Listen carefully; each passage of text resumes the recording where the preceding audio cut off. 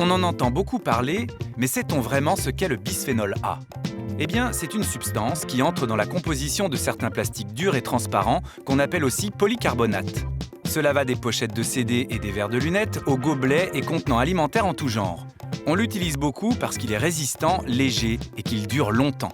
Le polycarbonate est un des plastiques les plus utilisés au monde. Donc vous avez une source omniprésente de bisphénol dans notre environnement domestique et extérieur. Et pourtant, il serait dangereux pour notre santé. Mais ce n'est pas fini. Le bisphénol A est aussi présent dans les résines qui protègent les cuves vinicoles, les canettes et les boîtes de conserve contre la corrosion, mais aussi dans les capsules et couvercles de bouteilles et de bocaux en verre, et même dans les ciments dentaires. Résultat, on trouve du bisphénol A dans 95% des urines de la population occidentale. On a quelques études dans les populations humaines qui montrent une association entre la contamination par le bisphénol A et des pathologies de type cardiovasculaire, le diabète et le développement de l'enfant. Ce sont des études qui n'établissent pas un lien de causalité, mais ce sont simplement des associations. En revanche, nous disposons de beaucoup d'études au laboratoire qui montrent que le bisphénol A est impliqué dans l'apparition de maladies métaboliques, d'obésité. Il favorise l'apparition de certains cancers.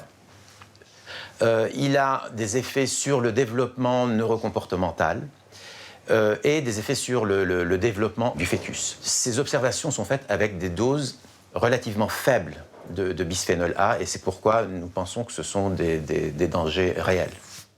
Persuadée que le bisphénol A est dangereux pour notre santé, Katia, institutrice de métier, a fait du combat contre le bisphénol A son cheval de bataille. Pour reconnaître les produits avec du bisphénol A, le seul indice est ce petit triangle à 3 flèches situé au dos des produits. Mais encore faut-il le trouver. C'est caché, on ne peut rien voir, il faudrait soulever... c'est le 7. Le 7 signifie autre plastique. C'est justement l'un des chiffres à éviter. Tout comme le 3, polychlorure de vinyle, et le 6, polystyrène. Ce code indique que le produit en plastique peut éventuellement contenir du bisphénol A, mais ce n'est pas toujours le cas. En outre, ce triangle n'est pas obligatoire. Mais si le plastique est transparent et rigide, il y a de fortes chances qu'il contienne du bisphénol A. C'est le cas de ces assiettes pour bébés. C'est dit micro-ondable et antidérapant. Et quand on cherche le triangle, il y a du 7. Le fait de chauffer va accélérer le passage des molécules du plastique dans les aliments. C'est aberrant, voilà. Preuve de sa dangerosité, depuis le 1er janvier 2011, le bisphénol A été interdit dans les biberons. Et il va l'être cette année pour tous les contenants alimentaires pour enfants, faisant de la France un précurseur pour cette interdiction avec le Danemark et le Canada. L'interdiction pour le reste de la population a été repoussée à début 2015.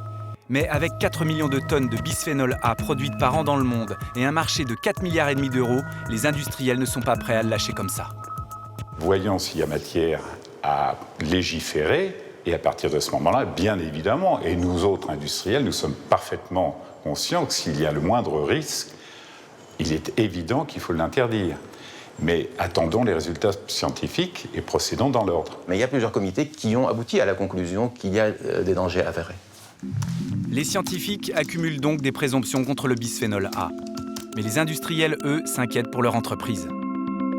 Cette loi va imposer des contraintes à l'industrie française qui ne pourront pas être imposées aux industriels européens. Vous avez des PME françaises qui exportent 60-70% de leur production. Si ces produits ne peuvent plus être exportés, les marchés seront pris par des concurrents étrangers. Aujourd'hui, le bisphénol A, il n'est pas produit en France. Donc polycarbonate ou résine sont produits à l'étranger, ce sont des produits importés. Avec le développement d'une filière française basée sur les recherches de nos laboratoires, on pourrait être gagnant sur l'emploi, l'environnement et la santé. D'ailleurs, certaines entreprises n'ont pas attendu la loi pour remplacer le bisphénol A. Nous avons remplacé le bisphénol par des matières équivalentes, une matière qui s'appelle le copolyester thermoplastique, qui a quasiment les mêmes caractéristiques que le polycarbonate, en sachant toutefois que celui qui est en polycarbonate est plus résistant et plus rigide que celui qui est en copolyester thermoplastique. C'est la seule différence qui existe. Ce produit, lorsqu'il est chauffé, puisqu'on met de l'eau pour le chauffer jusqu'à ébullition, ne peut en aucun cas avoir une migration, tant au niveau des esters qu'il contient qu'au niveau des couleurs, etc.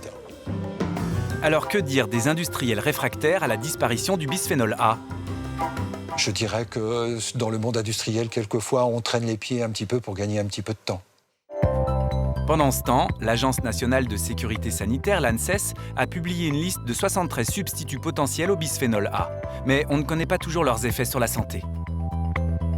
Il y a des mauvaises substitutions possibles. On l'a vu dans le cas, par exemple, de papier thermique au bisphénol A qui était remplacé par des papiers thermiques au bisphénol S. Ça ne nous paraît pas être la bonne solution quand on reste dans la même famille de produits chimiques. On risque de se retrouver confronté aux mêmes propriétés. On ne peut pas, au jour d'aujourd'hui, affirmer que le bisphénol S n'a aucune toxicité ou, par ailleurs, on ne peut pas non plus dire qu'il a la même toxicité que le bisphénol A.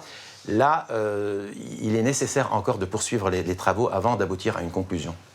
En attendant que les industriels se réveillent, voici quelques trouvailles de Katia pour éviter les emballages et donc le bisphénol A. Des savons shampoings voilà, qui sont solides. Et sous la douche, on frotte le cuir chevelu pour se savonner les cheveux. Les brosses à dents en bois et poils naturels. Une souris en bois. Et au quotidien, principe de précaution oblige, le conseil de Katia est de revenir à des ustensiles alimentaires en inox ou en verre.